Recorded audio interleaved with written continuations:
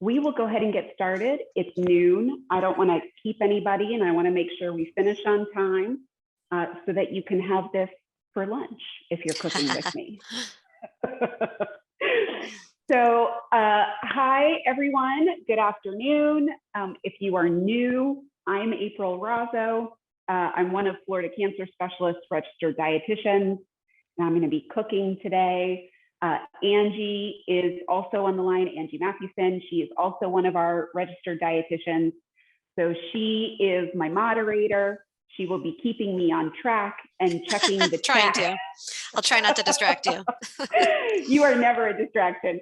And she will also be monitoring the chat and Q&A boxes so that if anybody has questions as we're going, pop those in the chat box or the Q&A box so that Angie can bring them up for us. So we will go ahead and get started. Today, we are doing a seared salmon with a shaved Brussels sprout salad. And I already have my oven preheated to 350 degrees because we're going to toast some walnuts to go in the salad. And the walnut toasting takes about 15 to 20 minutes. So I wanted to go ahead and get those in the oven and get them started. So that's what we're going to go ahead and do first. Like I said, the oven is preheated so to 350. And I'm going to put that under here so that you can see it. So I've already got chopped walnuts in the skillet. You don't have to add any oil or butter. Just put the chopped nuts in the skillet, and I'm going to put this straight in my 350 degree oven. Okay. So we'll pop that in there. I am also going to set a timer for 15 minutes because I will forget while we're talking and doing other stuff, and then I will burn the walnuts and it will not be good. So I'm going to go ahead and do that so that it will beep obnoxiously in 15 minutes to remind me to check them. Theoretically, you will smell the aroma of the walnuts. You will know that they are toasting when you start to smell them. That's when you check them. I get distracted, and part of my brain registers that there's this lovely smell happening, and I forget that there are walnuts in my oven, and I dismiss the lovely aroma, and then I end up with burned walnuts. So do you ever do them just on the stovetop, or do you find it evenly toast in the oven? It evenly toasts, stovetop, oven, either way, whatever your preference is. I find it just easier to pop the skillet to stick it in the oven. Yeah. So that's why I do it that way. I have also got the skillet heated up to about medium-high heat. And so we're going to go ahead and get our salmon prep so that we can get it cooking. So I'm going to take, we're going to do like about a tablespoon of olive oil, and I'm just going to drizzle it over the salmon. I've got a little brush here so that I can get a nice even spread on it. So we're just going to do that. Get lots of olive oil in there. This is a half tablespoon measure, so I'm not changing the recipe on you guys. Not doing the Rachel Ray. I'm not, no, I promise I'm sticking to the recipe. So I've got a little brush. I'm just going to make sure that all that olive oil is coated all over my salmon. We're going to get the sides in there. Okay. This is going to do a couple things. It's going to help keep the salmon moist. And it's also going to help it to not stick in the skillet. So I'm just going to make sure the skin underneath has a little bit of that olive oil as well. And then so for this recipe, there are a lot of things you can do to flavor salmon. You can use dill, you can use oregano, you can use a barbecue rub, a dry rub if you wanted to. Because there is so much flavor happening in the Brussels sprout salad, I wanted to keep the salmon very simple. Before I wash my hands, I'm just going to because I'm going to put the salmon in the skillet. So we're only going to season the salmon with some salt and pepper, the olive oil, salt and pepper to put it in the skillet. And then when it's time to eat it, when it comes out of the skillet, I'm going to have some nice fresh lemon wedges to serve with it. And so I'll put a little bit of fresh lemon on top just to perk it up, add that little bit of flavor, that little bit of acidity. So this is the salt that we're using for both the salmon and the salad. So I'm not using all of it, about 1/4 to 1/2 teaspoon on the salmon. Same with the pepper. It's going to be used in both. So I'm going to use about 1/4 teaspoon just to get a little bit of seasoning on these salmon fillets. So Angie, this is the first time that I have made a salmon recipe in the teaching kitchen, because a lot of people don't like fish. They don't like, and even the people that do like fish don't necessarily like salmon because it has a stronger flavor. So I haven't really done it for the teaching kitchen because I don't want to deter people from participating. But we're cooking salmon today because salmon is so good for you. Any of the fattier fish, the oily fatty fish. Now we're going to cook this. Oops, I didn't cut it all the way through. We're going to cook this skin side up initially, and then we'll flip it about 4 minutes on each side. Okay. So I'm just going to go ahead and get that in my skillet. Salmon is a fantastic source of omega-3. So those essential unsaturated fatty acids that have been proven to be beneficial for heart health and also potentially in cancer prevention. Your body does not make omega-3s. We need those from your diet, and salmon is an excellent source. So hopefully you like salmon and you're cooking it. Yes, hopefully. Hopefully, but if you do not like salmon, of course you could do chicken, turkey, you could make it vegetarian, you could add some beans to the Brussels sprout salad, some legumes, and just omit the animal protein completely. You've got lots of options to still enjoy that Brussels sprout salad without having to do the salmon if you don't like it. So we've got that cooking. Check my watch. We're going to give it about 4 minutes. So now we're going to go ahead and make the dressing for our salad. We need some lemon juice. So I've got a fresh lemon. You are certainly welcome to use a bottle of lemon juice. That's totally fine. I am very spoiled, and my mom in Orlando has a lemon tree and sent me home weeks ago with a bag of fresh lemons. That is amazing. Right? I don't know about you, but I don't use lemons that quickly. You can put lemons in a bowl of water in the fridge, and they will keep for weeks.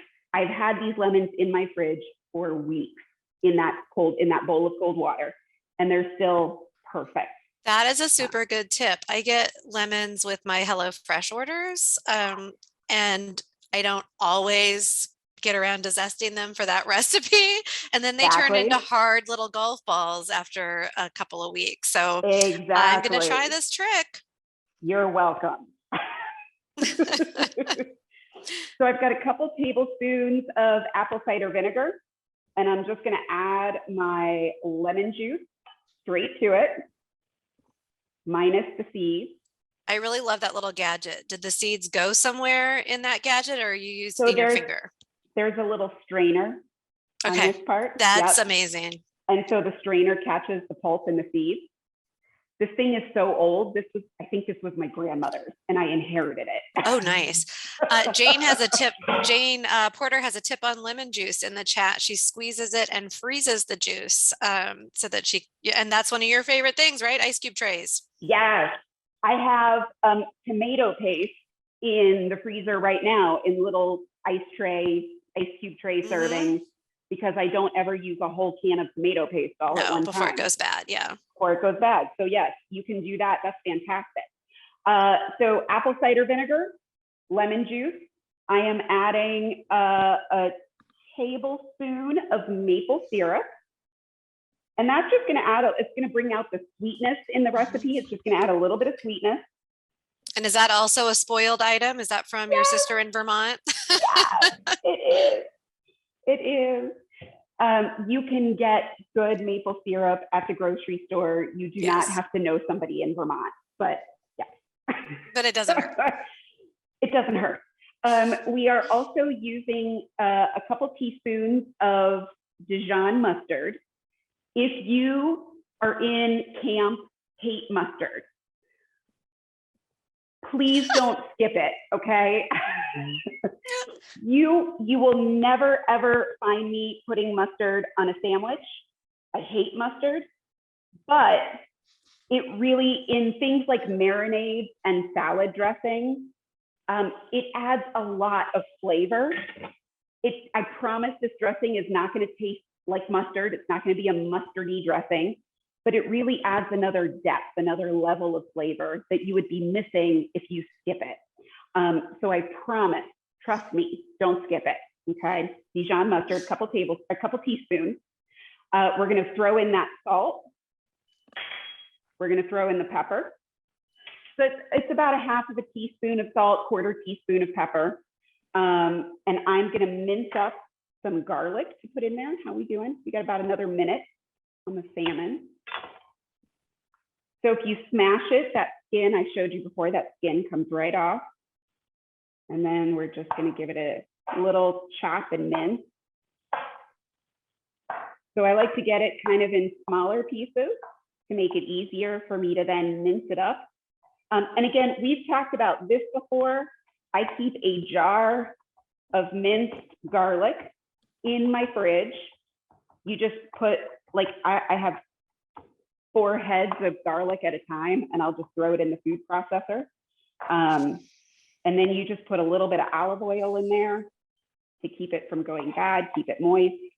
And that way, I always have minced garlic, and I can skip this step when I'm cooking for myself. But it's okay. We don't have to skip it. We got time. All right. So I'm going to throw in my minced garlic into my dressing, mix, and then I'm going to flip that salmon over. Go ahead and do that now.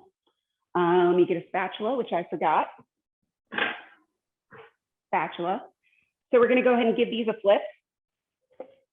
And you see they're not sticking.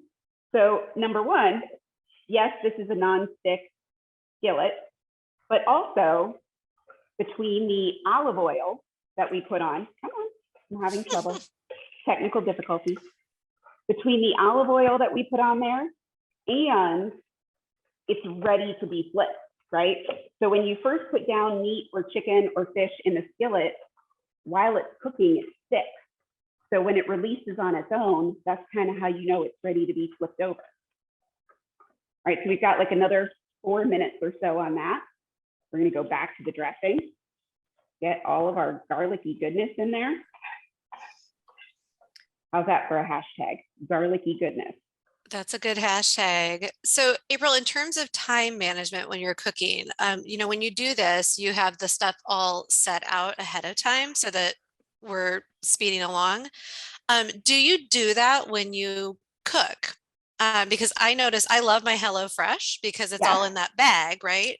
And so then it goes so much faster. I'm like pre-organized, but it's occurring to me, maybe it would go just as fast if I set out all my ingredients next to my cooking area.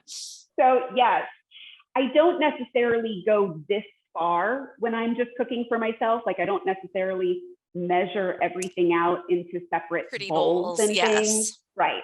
That's for you guys. But when I cook, yes, I pull all the ingredients out. I get my measuring cups out so that I am ready to go. And it goes a lot faster. Otherwise, each step of the recipe, I'm like, what do I need? I have to go to the pantry and get it. Now, what do I need? I got to go get it. So pull everything out, chop vegetables ahead of time, chop the garlic ahead of time, and it will save you so much time. All right, so now we've got about 1/3 cup of olive oil, and I'm going to go ahead and whisk that in. Doing it slowly like this, kind of whisking and slowly drizzling that olive oil in, helps it to emulsify. How's that for a big word? That's a good word. And that just means that the oil and vinegar, like the vinegar water-based elements, are going to hold together and not separate. Now, it doesn't matter if it's not emulsified. It doesn't matter if it separates in your fridge, because ultimately we're going to mix it all up right now, and then we're going to toss it in the salad. So it's not going to have a chance. It won't really matter that much. Just fancy. Now, in terms of the fat, the olive oil is not giving us any of the omega-3s, but it is giving us the monounsaturated fat. So that's also a good heart healthy anti-inflammatory fat. But your walnuts are going to give us some more omega-3s, right? They are, yes. The walnuts give us protein and omega-3s. And yes, the olive oil, not so much in the omega-3 department, but certainly a heart healthy fat. As opposed to butter, your other solid fats that are going to be saturated fat and not so good for your heart. I just switched to a smaller knife because I realized I don't need that giant chef knife to slice off my fingers as I'm chopping an apple. And though the salmon is just about done, we grab another tray. So for anyone curious, for some reason I get this question all the time, is that your real kitchen? Yeah, it is my real kitchen. We don't have the budget for that sort of thing. So yes, I can grab tools out of my kitchen, or you might see my dog wander through when he smells meat. It is my kitchen. Okay. So I'm going to set the salmon aside right here and turn the heat off on the skillet.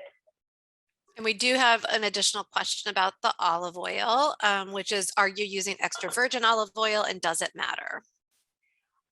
It does matter, especially in flavor profile. When I'm doing salad dressing, I really like the taste of the extra virgin olive oil. There's my timer. See, I would have forgotten. Absolutely. So yes, I prefer the flavor of the extra virgin olive oil. So I use it when I'm doing stir fries. You don't really need a giant knife. I use it when I'm doing stir fries, salad dressing, that kind of thing. I do not have a brand preference for the extra virgin olive oil. I'm not that good. I can't tell that much of a difference. I buy what's on sale. Yes, buy what's on sale. Correct. All right, so we're just chopping. I've got a Honeycrisp apple, just one apple. I'm leaving the skin on because the skin is where a lot of the fiber is. And I'm just chopping it up kind of into bite-sized pieces so that it'll mix really well into the salad. And just like the maple syrup, that's going to provide a little bit of sweetness and a little bit of tart to the salad. So it's going to add more flavor to those Brussels sprouts. My walnuts are perfectly toasted. You see that in the close-up there. They got nice color on them, and you can't smell it, but they smell amazing. So I'm just going to let those cool. Well, I don't even have to let them cool. I can dump them right into the Brussels sprouts here. And I will switch. Turn the oven off. Don't burn your house down. Turn your oven off when you're not using it. I will switch. We'll move the skillet out of the way. And I'll put that pretty Brussels sprout salad right under there so you guys can see what I'm doing. Look at that. So was that one of the pre-shredded bags, or did you chop that up? Excellent question. We were getting there. I use my food processor. So I went to Sprouts and I bought a bag of Brussels sprouts whole. I went ahead and did that ahead of time, not necessarily to save time because it doesn't really take that much time, but mainly because my food processor is so noisy, I would not be able to chat with you guys. I would just be standing here running the food processor looking at you. So I figured that it would be better to go ahead and do that ahead of time. So in my food processor is still back there. If you guys are like me, for years, you had a food processor with a bunch of attachments that you didn't know what to do with, and you just used the one regular blade all the time. So to shave Brussels sprouts, use this flat attachment. We're looking for this blade right here, this flat blade. I'll put it under there so you can see it, that one. It also grates, right? That's what these are for. So on the other side is the grater. But this way, you put that in your food processor, right? All I have to do with the Brussels sprout, I take that little kind of root knobby part off the bottom. I just slice that off. And that's it. You don't have to half it or quarter it. Even the big Brussels sprouts will fit right in here. You can use this to push it down against the grater, and it shaves it perfectly for you. So I've got, you can see in my salad, I've got nice flat shaved pieces. I've got some that are a little bit more shredded. So you've just got a really nice shredded Brussels sprout. And in case anyone's in my camp, I will confess that not only did I never use that flat thing, I believe I lost mine when I moved the last time. So now, if you don't have a food processor or the flat part, you can use a box grater. It has the same piece on the side, okay? Be very careful. I was grating cheese the other day and took a fingernail off when it hit the grater. Yes. Be careful.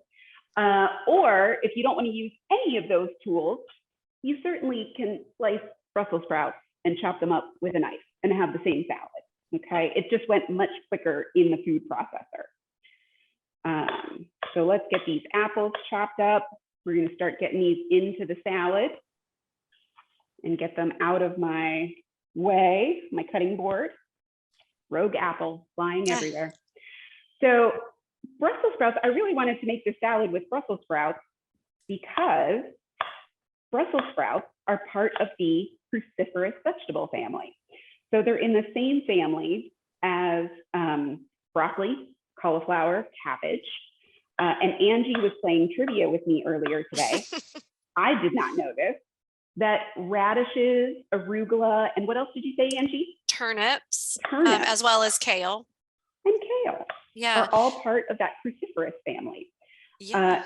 So Brussels sprouts, not only are they a fantastic source of fiber, all of your fresh fruits and veggies are going to be a great source of fiber. So we're getting fiber, we're getting vitamin C, we're getting folate, one of the B vitamins, but then we are also getting all of those phytochemicals that you always hear us talk about. Those phytochemicals can help boost the immune system, provide those antioxidants to reduce inflammation. And there's been a lot of research done on cruciferous vegetables and their ability to hopefully, possibly prevent cancer, reduce your risk for cancer. So we really want those cruciferous veggies in your diet. And a lot of people shy away from Brussels sprouts. They get scared of Brussels sprouts because they look funky, right? My dad calls them tiny cabbages. Tiny cabbages, yes. And so a lot of people are scared to try Brussels sprouts. You can roast them. I love roasted Brussels sprouts tossed with some balsamic vinegar. But this is a great way to enjoy them fresh and not have to worry about cooking them. They're delicious fresh.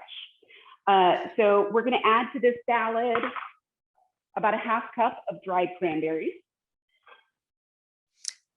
Yeah, and I would say on the cranberries, always try to find the lower added sugar ones. The regular sugar ones have a lot of added sugar. And that's exactly what I have in my pantry is the big bag from Costco. I think it's the 1/3 less sugar in them. And then I've also got a 1/4 cup of grated Parmesan cheese. You can do without, you certainly can leave the cheese out. The first time I made this, I initially made it without the cheese. It still tasted very good. The cheese added another layer, just like the mustard. It adds a little bit of tang, a little bit of salt, that kind of meatiness from the cheese. So it tastes great without. I like it better with. It's only a 1/4 cup for this whole massive salad. So I'm going to go ahead and put that in there. All right. And then we're going to add our dressing and give it a good toss. So, and you're going to dress the whole thing, but you Yep. probably won't eat this whole thing.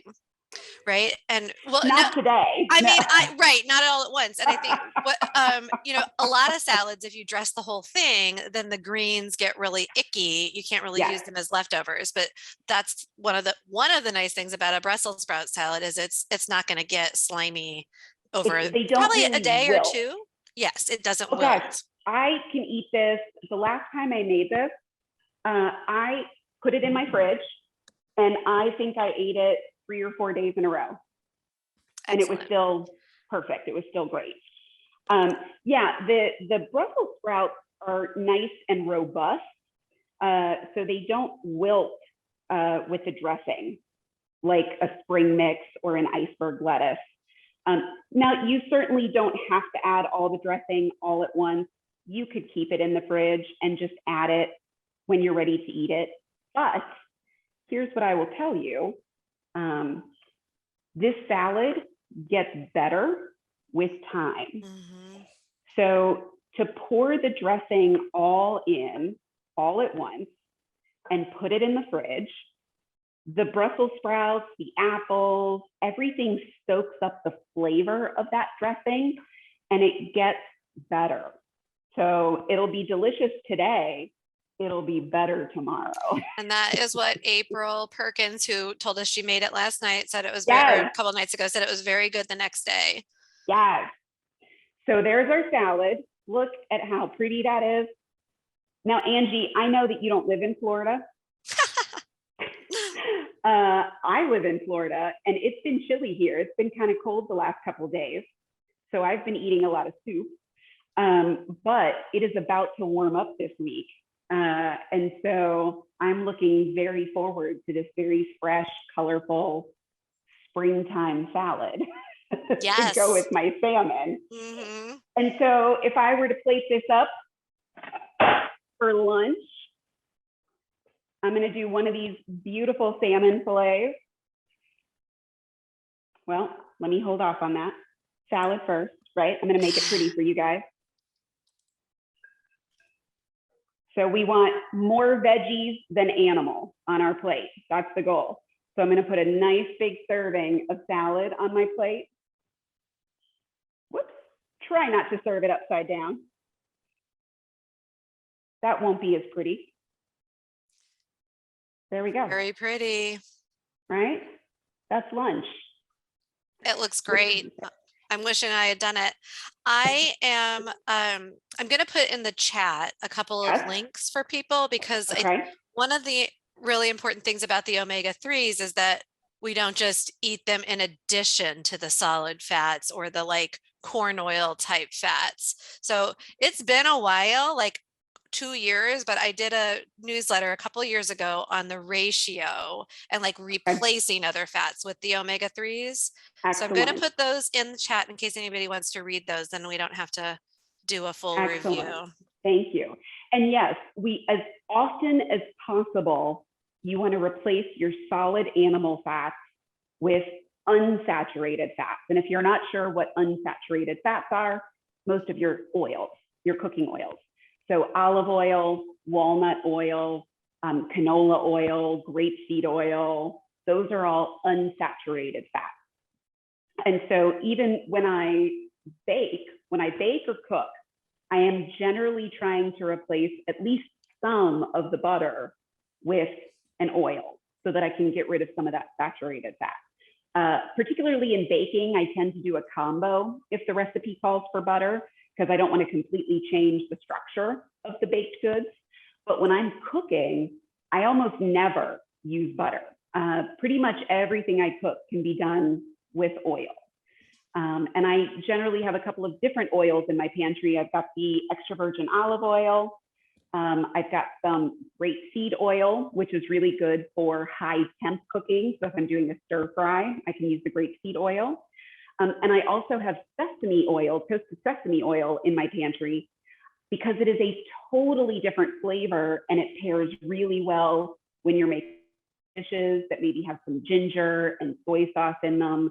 The sesame oil adds another level of flavor to that dish. To update you, we have a The recipe is now in the chat box. Somebody asked for the recipe and Dana Great. added that for us. Thank you. Thank you, Dana. And then Terry asked about the skin of the salmon, which I was also wondering about. Do you peel that off, or what do you do with that?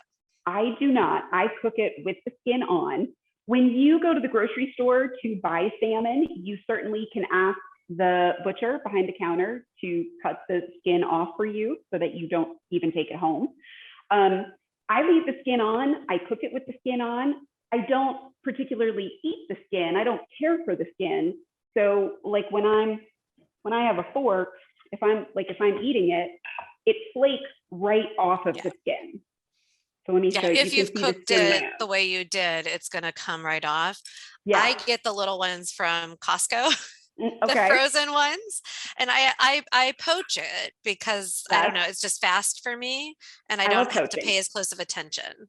But once you cook it, and the salmon, any fish, gets nice and tender and flaky, and it falls apart and it flakes just like you saw here, it'll come right off the skin.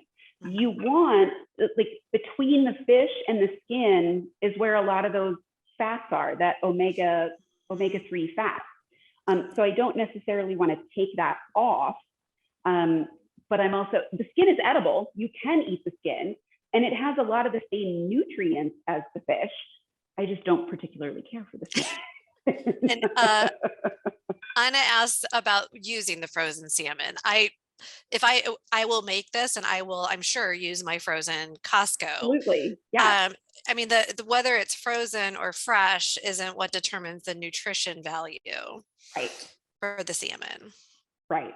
And this salmon, I happened to buy fresh and then wrapped it up and threw it in the freezer because I wasn't ready for it yet. It was on sale, so I bought it and then I froze it. So technically I was using frozen salmon too.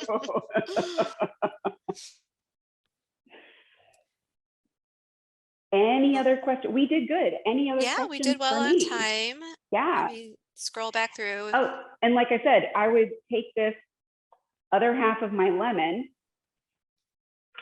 cut some nice lemon wedges, and I would put a little fresh lemon juice right on that salmon to serve it. Forgot that part. And how long will you keep the salmon in your refrigerator now that it's cooked? Good question. So, and I actually read this, I forget what blog I read it on, somebody's recipe blog. Leftover fish reheated, not my favorite. The taste starts to get a little fishy for me after like I could do it one day, like I'll take one of these salmon fillets and heat it up tomorrow. But after that, the salmon actually tastes really good cold. And so probably for a couple of days, I will do the whole dish cold. I'll have the cold salmon fillet with the cold salad. It's kind of like eating, think about tuna salad. We eat that cold, right? So it's very similar. So I'll probably go ahead and eat one of the fillets, heat it up tomorrow. But after that, they're not so good, reheated.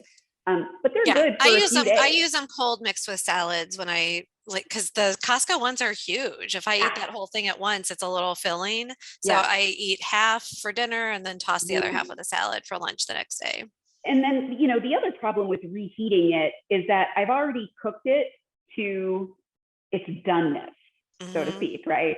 So when I put it in the microwave, it's going to toughen up. It's going to dry out and toughen up. So I may not even eat a fillet tomorrow reheated. I may just eat the rest of them cold this week. But they're good for a few days in the fridge. Someone suggests turning it into smoked salmon dip. Absolutely. I'm not, personal preference. I don't love smoked foods. I don't love the flavor. So, but yes, you could totally do that. So if nobody else has questions, I have to, I'm very excited about our discovery, quote unquote, about turnips being a cruciferous vegetable. Yes. So I'm thinking we can start the trend, cauliflower rice was all the trend, right? And mixing the cauliflower in with your potatoes. Right. So turnips. Let's start that. We'll put turnips into everything. I'll look at it for later in the year. Yeah. Stay tuned. Teaching kitchen. Yeah, that might be a good Christmas time one, right? Some kind of turnip. Like it. Okay. We'll figure it out. All right, guys, I will not keep you longer. If there are no more questions, I will say goodbye until next time. Next month, we are back to our Lunch and Learn. It'll be on plant-based health, and for us and the environment, our planet. We're going to talk about all of that. So stay tuned for next month. I don't know what the next recipe will be. Stay tuned for the teaser.